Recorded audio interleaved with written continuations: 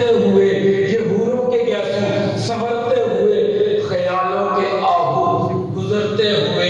یہ رنگوں کی بارش، چمن در چمن یہ سجتی ہوئی محفل فکر و فن، جس محفل میں ابو بکر ہو، جس محفل میں عمر ہو، جس محفل میں عثمان ہو، جس محفل میں علی ہو، جس محفل میں طلحہ ہو، جس محفل میں زبیر ہو، جس محفل میں سعد ہو، جس محفل میں سعید ہو، جس محفل میں عبد الرحمن بن عوف ہو، جس محفل میں ابو عبیدہ بن جراح ہو، جس محفل میں ابو ہریرہ ہو، جس محفل میں معاویہ ہو، میں اس محفل کو محفل فکر و فن کیوں نہ کہوں؟ یہ سجدتی ہوئی